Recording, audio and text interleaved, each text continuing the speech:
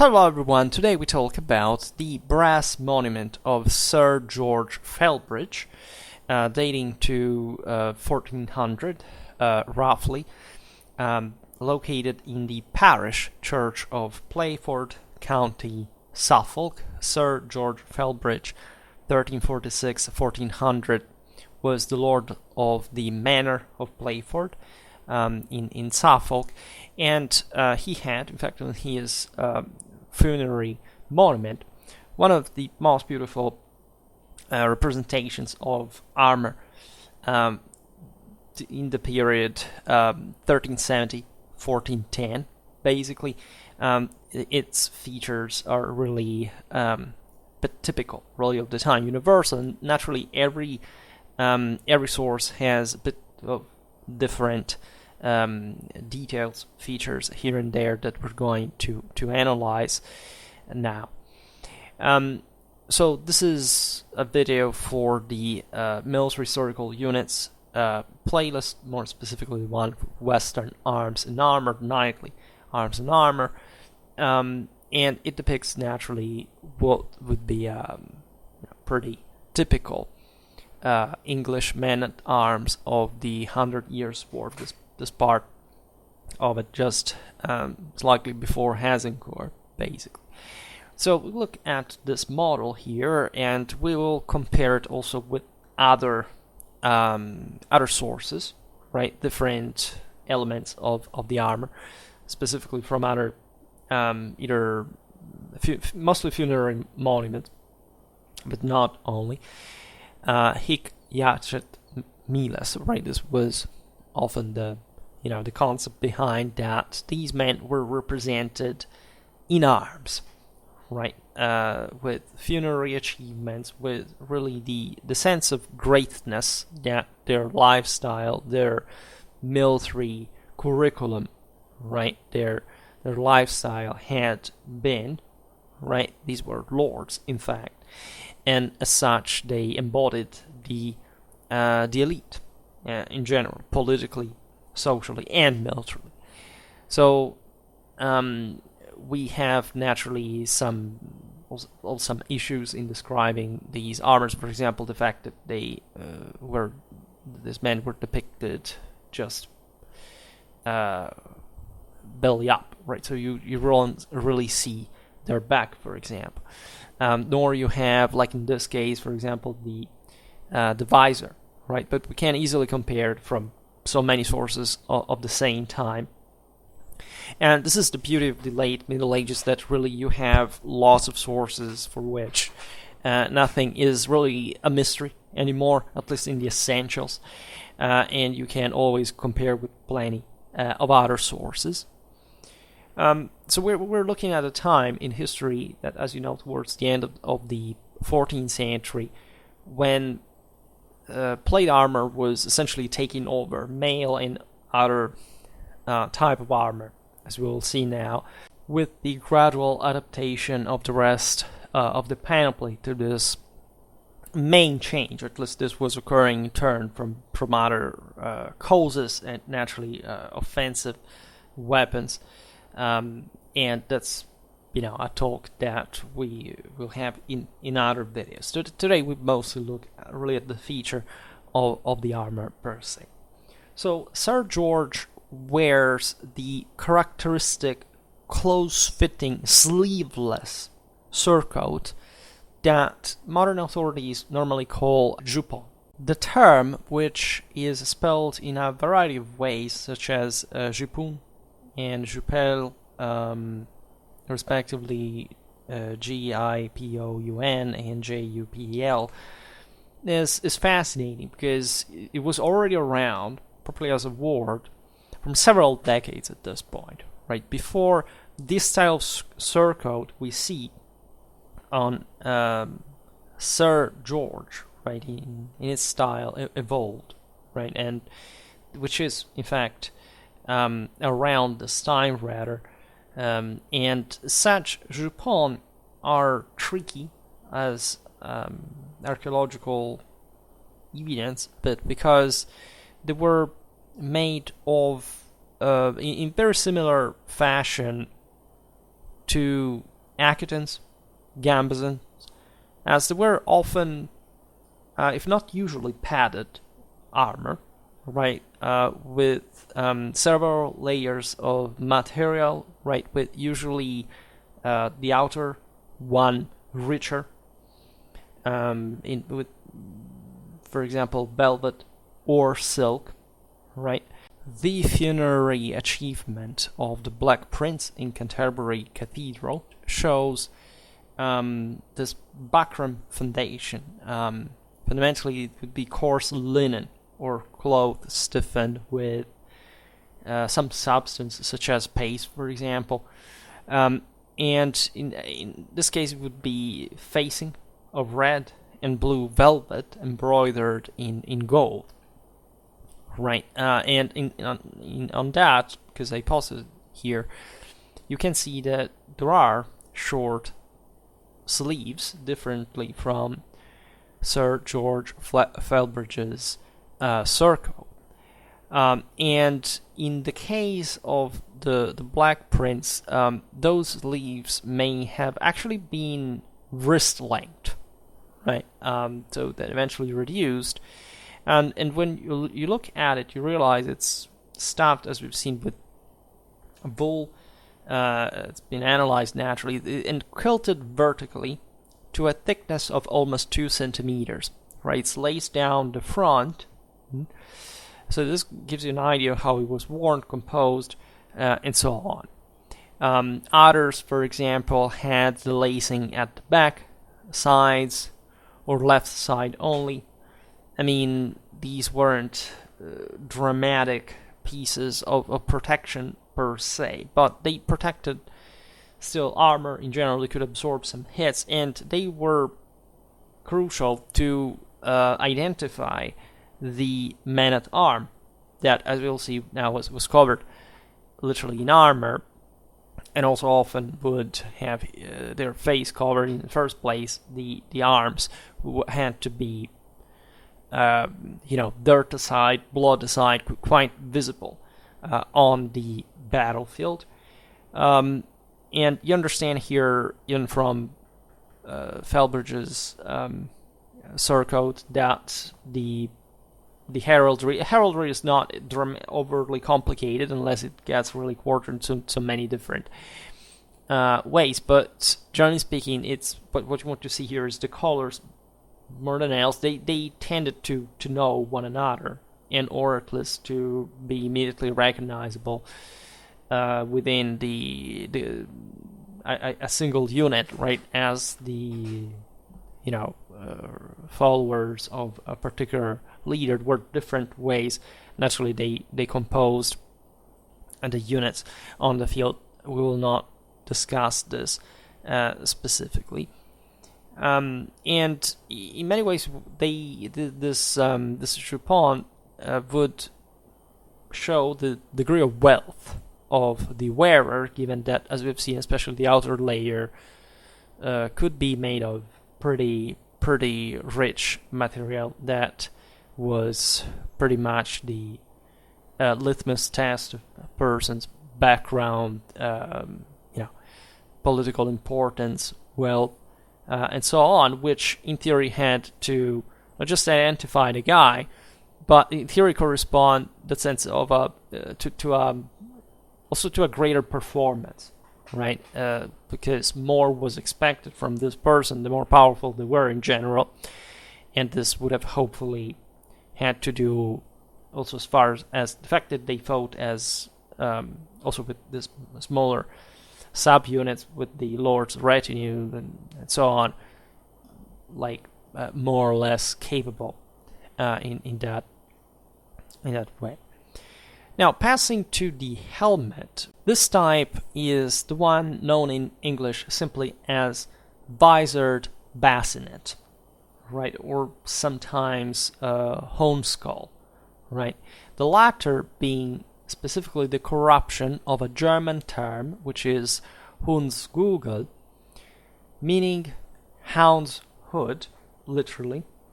Hence also the term dog-faced helmet that is used also by contemporary scholarship for this type of, in fact, my pointy helmet, this muzzled helmet, let's put it this way. Here, of course, we don't see the actual visor, which we will discuss on the base of other sources, but you see fundamentally the skull cap, right? It's pointy, it's designed to fundamentally deflect the blows also coming from the bow, right? Consider the English fighting dismounted, for example, against mounted French men-at-arms, right? It's not just the standard situation. This type of shape would come handy in many circumstances, but it had also its own logic internally for properly the structure, the solidity of the helmet, how it was built, etc. But it's just like a possible scenario in which you have to look at this armor in use. So the visor bassinet, or this again hound's hood, dog-faced helmet, had come into use around the 80s of the 14th century, right? At least so that we can call it typical for that time. Probably it existed already from a couple of decades, right? And it would remain in normal use until the 30s, roughly, of the 15th century. But as aside from the most updated models in Western European panoply would be kept in use, recycled. For example, there are some late 15th century Swiss manuscripts depicting men-at-arms with this kind of dog-faced helmet. I made a video about the Swiss military at the time. You've seen how they basically didn't have anything in terms of metals, whatever. They had to import anything, and it's likely that those fringe areas would mostly also have kind of less up-to-date panoplies, in order that they would have to basically to steal the ones of the fallen enemy. And that's the incredible history of Switzerland in that sense. Today's one of the richest countries in the world, and it notoriously doesn't have literally any resource whatsoever, right? And that's how they want it, even in these very years, actually. But still, from actually a backwards technological situation. The visor is called by sources like Froissart, for example, carnet or visière, right? So visière is visor, of course. Carnet, I think the etymology derives from book, like something you can open, right? You can rise, right, with visor. And there were naturally different types of construction. Now, the most typical one for this type of helmet would consist in, of course, the visor itself, two individual outboard flange eye slits, which are quite important because it's not just that they are narrow as slits, and this dates back to think about the great helm, the 13th century ones that were trying to prevent anything properly entering the eye hole, right? And that by this point are also in relief, right? So that hopefully the blows would also be more easily deflected, right, from the surrounding surface. This aspect, again, was particularly important because, as you know, medieval warfare had evolved towards the specialization, especially among the lighter troops too. This had always occurred, but there were more sophisticated ways to properly just specialize in some weapons in hitting the joints or the openings of armor, right? And if you get, something like a stalk in your eye, right, that's not exactly going to be great fun. Let's put it in this way. And the the systems to prevent this had somehow refined themselves, and sometimes this dog-faced helmet had also a mouth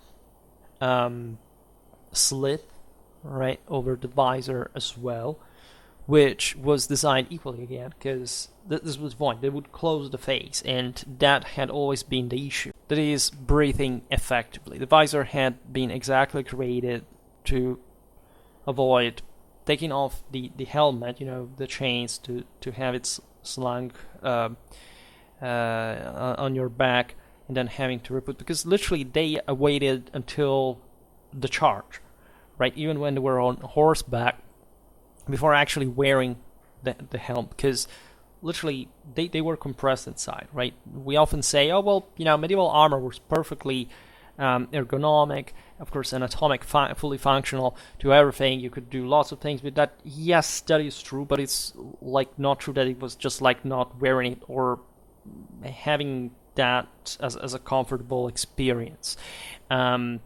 The entire thing was very well balanced. Naturally, these men-at-arms knew very well how to dose energies, forces, whatever.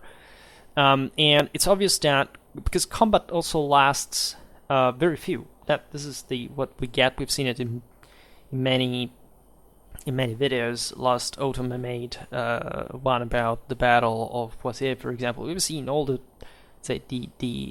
long pauses between one clash and another during the battle, not just the ones between the various battle lines, but literally also among them, right? So even though taking off the visor was always a risky experience on such a battlefield with a quarrel arriving in your face, or having even people at closer range, like at some point, again, you needed to breathe, and not only you needed to listen, you needed to speak.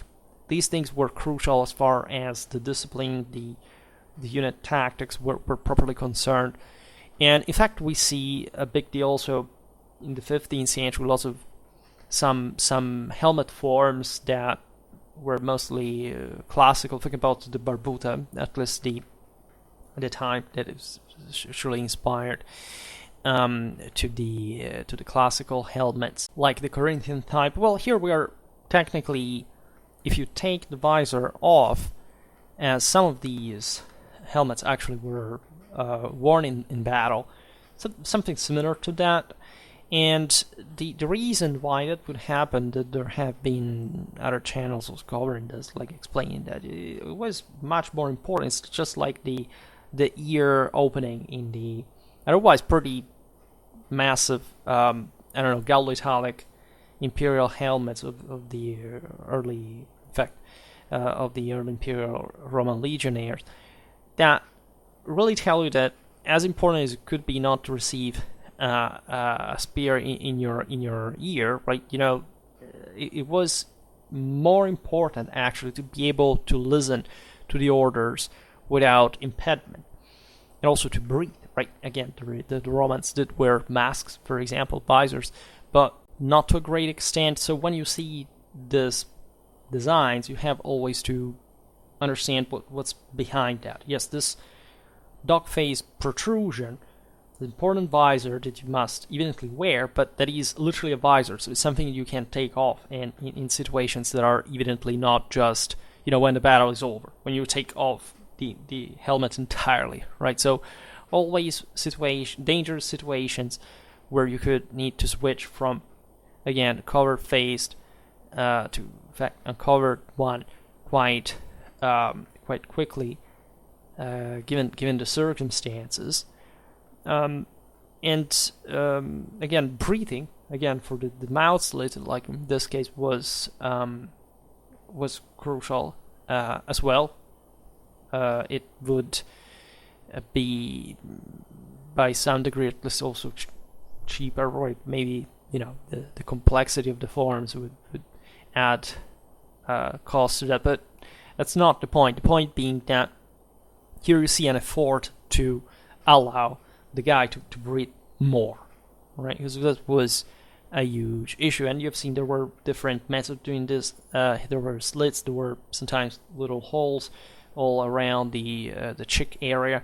Let's put it in this way, or closer to the mouth. The only fixed thing, of course, would be the skull, because there is no reason for which you shouldn't be wearing that. And actually, the fact that here there aren't many ear holes, etc., has to do with a different type of combat in medieval times to others. So, not to digress specifically on this, but there are reasons, right? There is in part the one that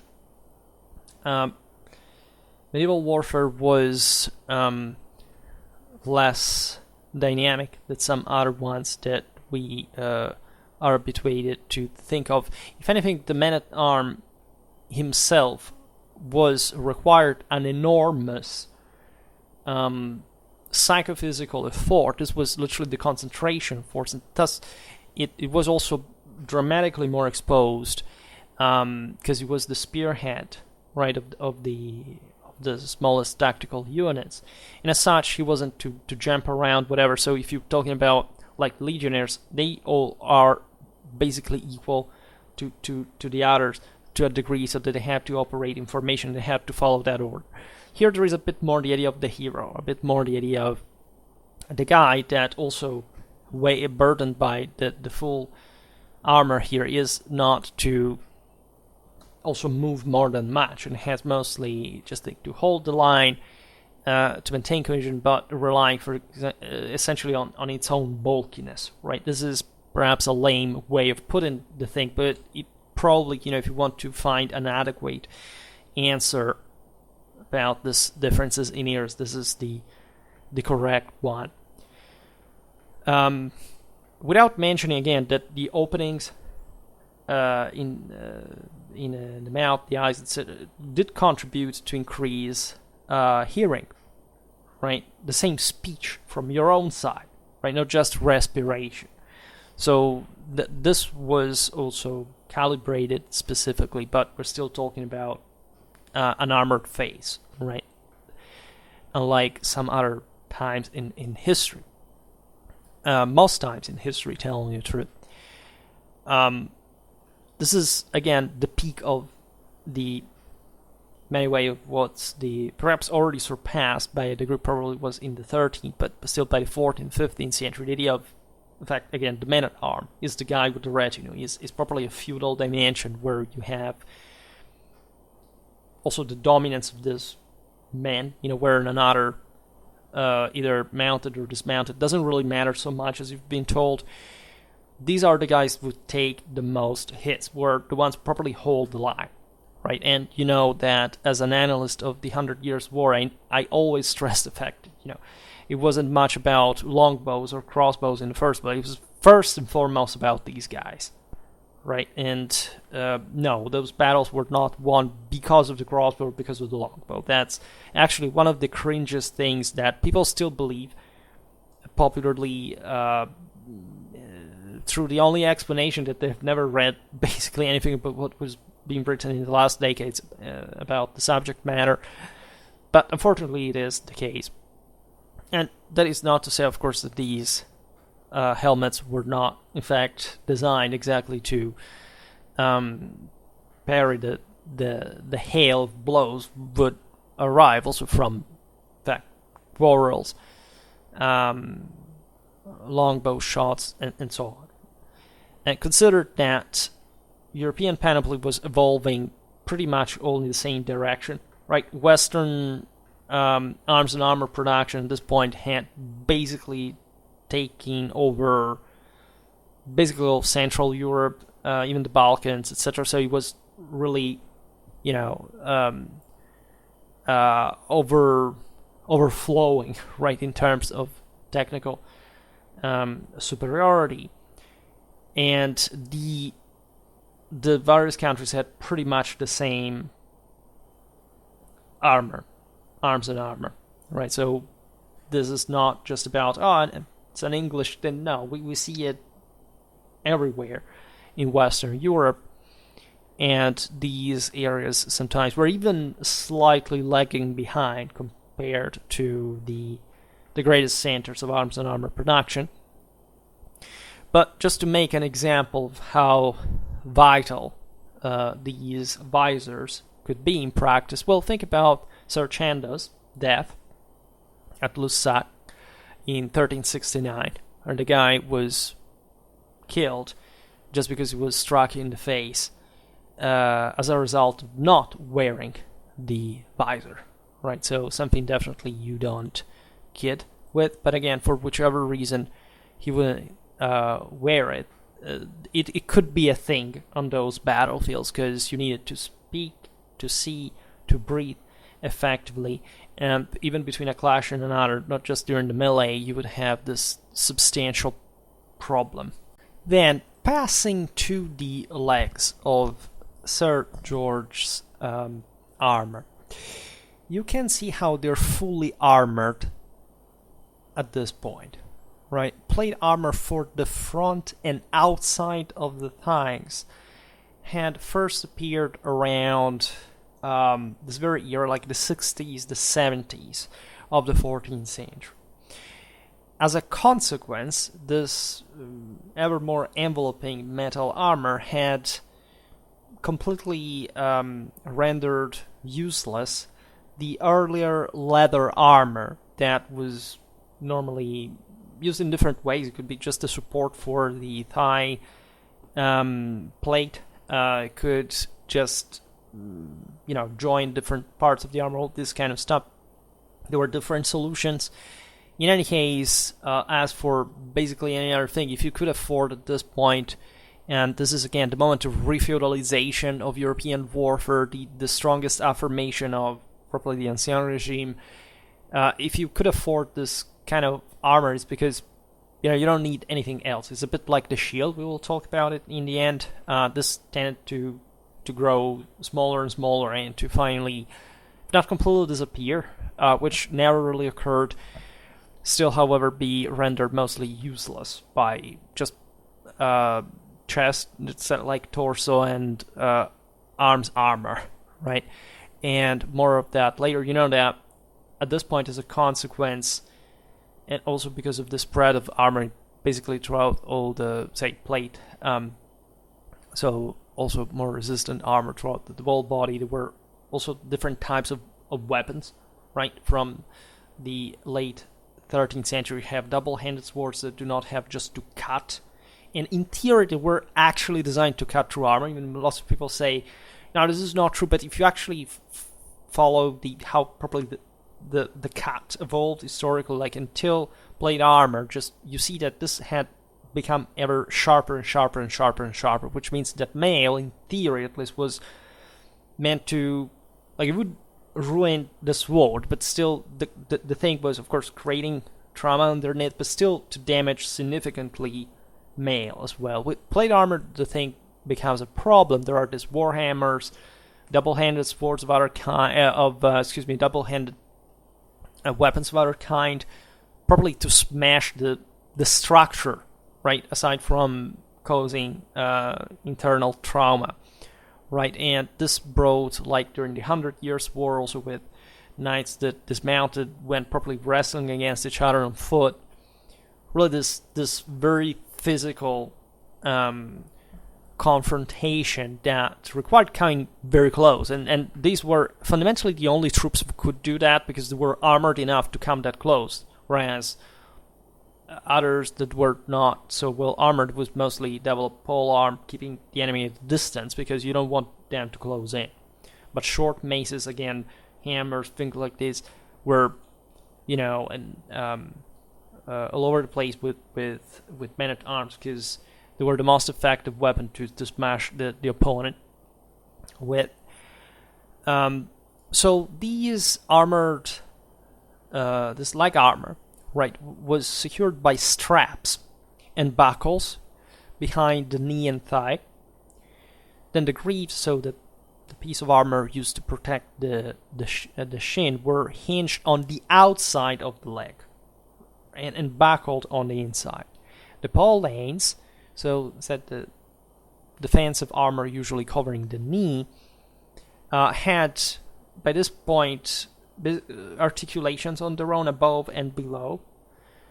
So both the paulanes and the cutter, the latter being that armor designed to protect the elbow specifically, are frequently depicted, and here I added a touch of that. Not quite, they were frequently depicted gold in color. Here it's just they have a more kind of Latin color, in fact, which is the one you could give right through Latin. I mean gold as well.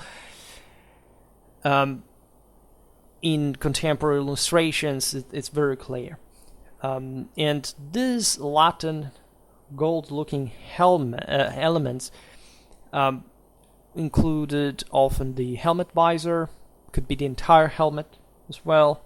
So they had to stand out in a way. In this case of Felbrigge, you see raised ornamental bands on the arm harness. The rims of most pieces of plate armor, even the gauntlets, and or at least the gads on them. So this is fascinating because it added some sort of, also visual variety, like what these armor had to look like in terms of aesthetics. Was important from a psychological point of view on the field. For example, male hauberks and aventails used at this point are often depicted edged with 2 or 3 rows of bronze or Latin links, even as late as the 15th century. There is a good example of this archaeologically in the finds at Visby, quite famous.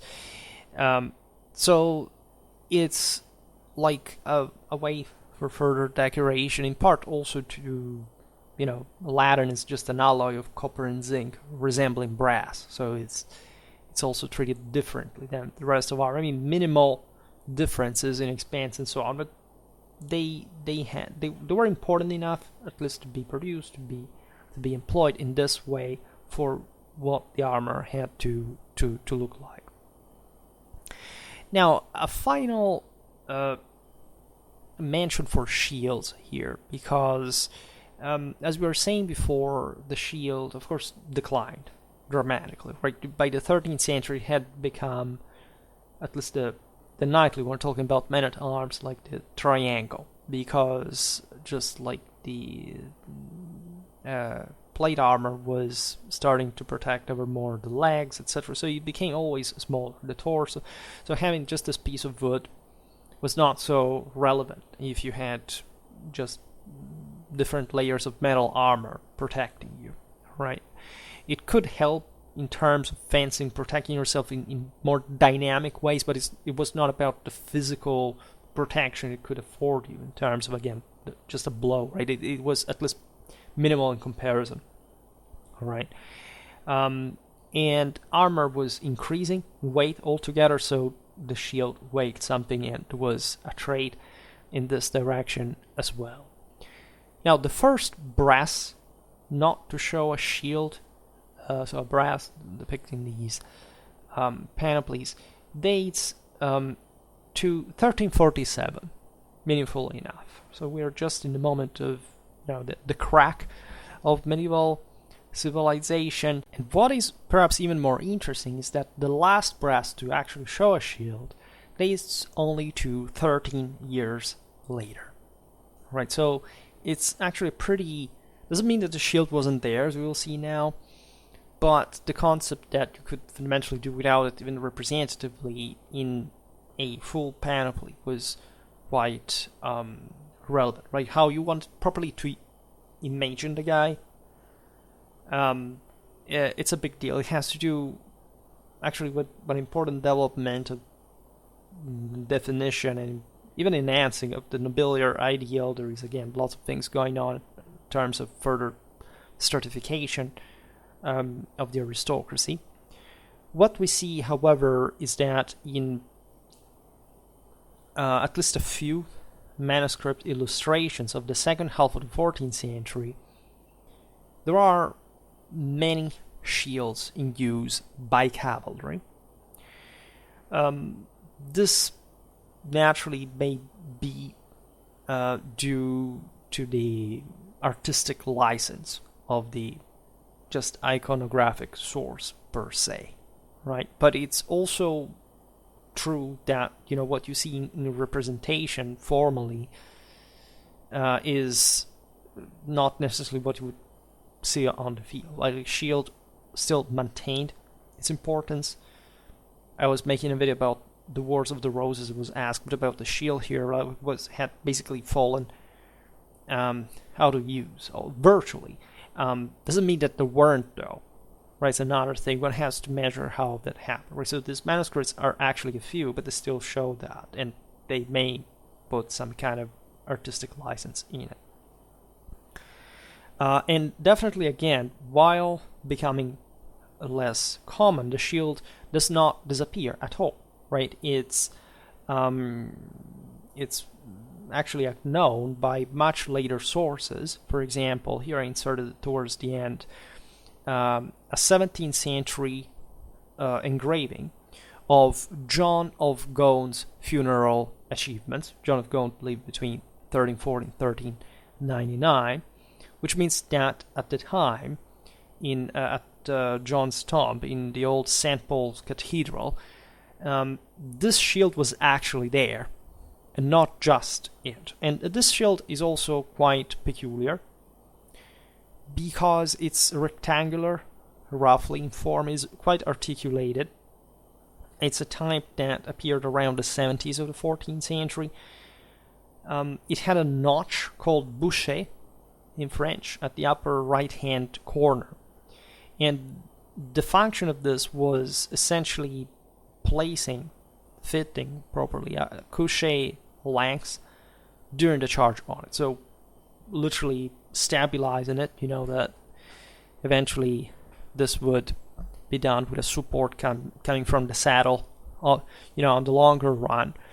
But this definitely shows how important still the shield was and how it was there. And here we're looking at, naturally, an English knight that fought mounted, had all the equipment, the gear for it. That is just to say, never forget that it was, you know, all these men-at-arms knew how to fight on horseback by definition as an absolute normality, right? The fact that we look at, again, the dismounted people are fixated about, I specialize about the art of war, and I see how much people just interiorize what they see in silly animations made with at computer by people who can reproduce things in video game like they can just reproduce in a decent way the arms and armor, but they haven't the palest idea of what the battle took place like, because it's simply not told anywhere, and people assume that most of warfare was just that, or that if typically the English would fight dismounted during the most famous battles of the 100 Years' War, this was some greatly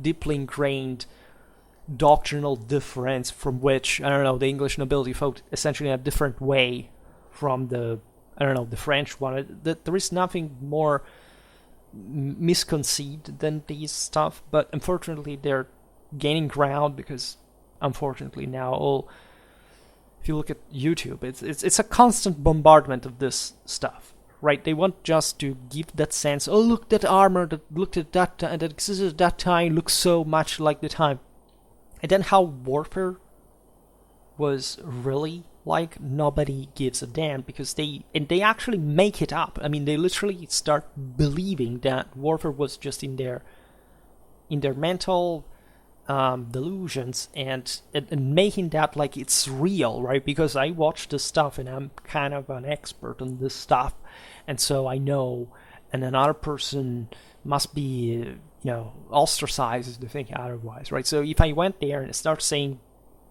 different things about it, they would think that I've never opened, that I'm the one that has never opened a history book, even though I am a PhD specialized exactly on this stuff.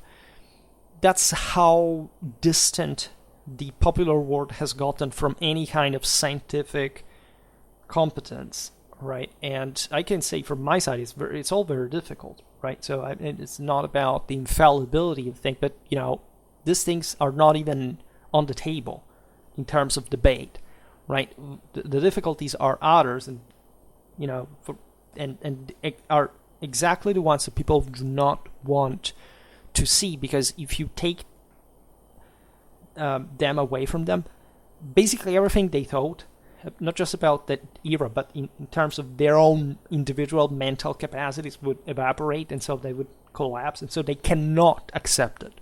This is the greatest disease that we have in the world right now, right? That I make videos about like a topic like this, and it's somehow researched, etc., and people just like to look at how people throw stuff against a replica, right? To say, oh my god, we smashed this plate armor with a hammer. Yeah, okay, and then have you reconstructed even just the context of a small unit tactic? Of course you can't, because you don't even know where to start from there, because first of all, nobody really knows, and this is all just very conjectural, and it's not that somebody knows because they know better. No, we universally don't know that by definition, because if you know the sources about those things, you know that they do not allow you to say certain things, but they allow you to say much more important things than smashing a piece of armor, pretending that has any positive heuristic value to it, right? So it's a real disaster, culturally speaking. I mean, it really makes you cry internally for how lowly we have fallen. That's really heartbreaking.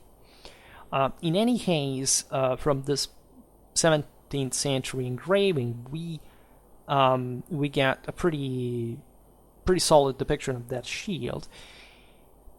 We have also a contemporary source, like dating to 1610, describing in good fashion the shield's construction, right? Also looking at in a multidimensional way that we can't from the engraving, and that again renders pretty much the idea, because he says, quote, that this shield was, quote, very convex towards the bearer, right? More than 3/4 of a yard in length and about half a yard in breadth, right? Next to the body is a canvas glued to a board. Upon that thin board are broad, thin axicals, slices of plates of horn, nailed fast, and again over them 26 thick pieces of the like, all meeting or centering about a round plate of the same in the navel of the shield, and over all is a letter closed fast to them with glue, upon which his arms were painted. So you understand, actually a resistant but flexible shield that is designed to basically actually catch, not much to deflect, but to basically take the hit in the very to concentrate in the very center from whichever direction went, in a way to absorb in that bottom center the hit. You find this kind of shields, right, that tend also to go, in fact, outward, like towards the outer side. They tend to deflect the blow, in not just from the to the sides, but to the outer side. So in other words, to make, say, any splinter, whatever, to go ahead of the guy that is right, that is using the shield, right? And it's also large enough, right? The fact here says that it's like 50 centimeters in breadth, right? It's not really a few. And we're in a fascinating era here, because as we've seen, the brasses do not really represent shields from around the 50s, the 60s of the 14th century. We would suspect that what was also displayed in the funerary achievements tended towards a sort of more parade direction, but we're still in a very early age, and what is displayed, as we've seen in these achievements, etc., is also very updated. It looks like what they used at the time, from the sources all together. So there may have been surely some piece that was designed specifically for that celebratory intent, that exposition fundamentally, but it doesn't mean that it would be different from the ones that were really used, right, in the on the field. Right, we are in an age in which that sticks pretty much to it. So this 17th century description is deeply fascinating. The fact that a shield also having this this fairly complex surface, that probably was also here from the picture. You can see essentially, yes, it's complex surface, but it tends to be fundamentally even, right? There are decorations. The word the arms, the description says. So it was still something large enough and visual, say, also visually important enough to be recognizable, not a mere device like this construction, a mere engineering thing, right? Just you can't separate naturally the surface from the burial structure, but in this case, as we've seen, there are bits like some sections, and it may have looked relatively uneven in that regard. As far as the ether shield, so the classical 13th century one, right? So with the short, with a shaped like a base of a flat iron, right? So that's why they're called ether shield.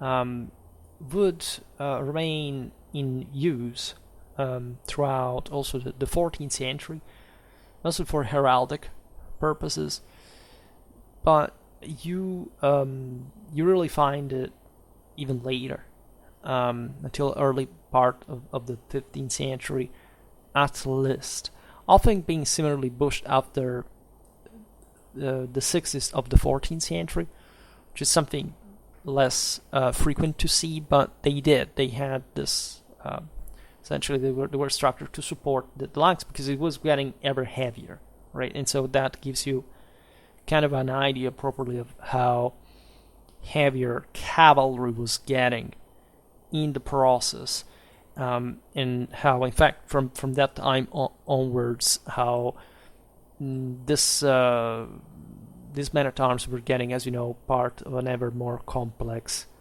let's say, arm system within the unit. There were ever more followers with an ever more complex interaction of specialties, tactical specialties, essentially because the man-at-arm was becoming ever heavier. So you would fundamentally need to support this heavy cavalry in a way that they couldn't do as much as in the past. That is to say, with a much greater flexibility, because everything was lighter.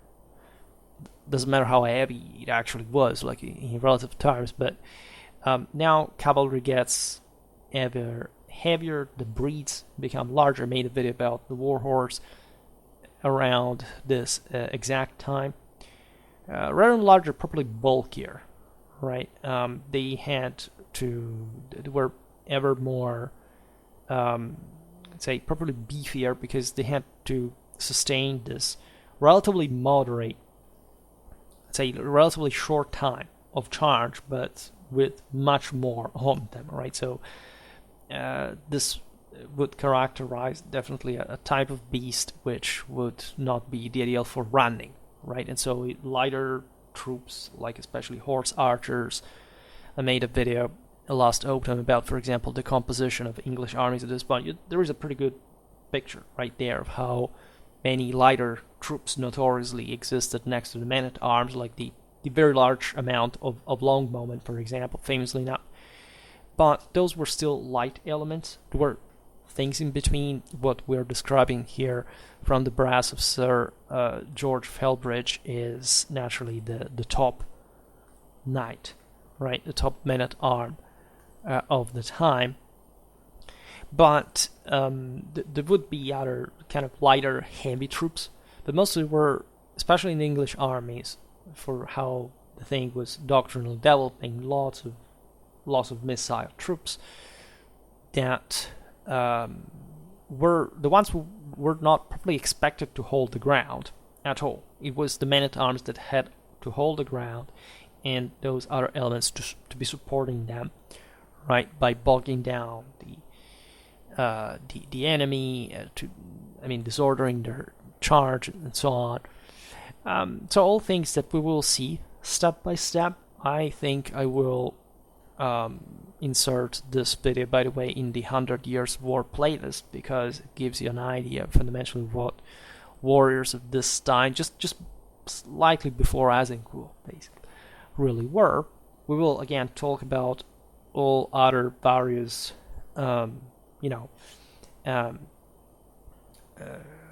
grave slabs, other monuments, like any kind of panoply really that was used at the time in detail, in depth, looking at all the various differences, customization. Nothing came literally out in the same version, the same pack. So this is also a very good example to see how customized really medieval arms and armor really were. For today, however, I stop it here. I just hope that you enjoyed this video. If you did, please share it. Otherwise, leave a like or subscribe to my channel if you're interested in my upcoming content. As always, I thank you heartily for listening to me. I wish you a nice time and see you next time. Bye.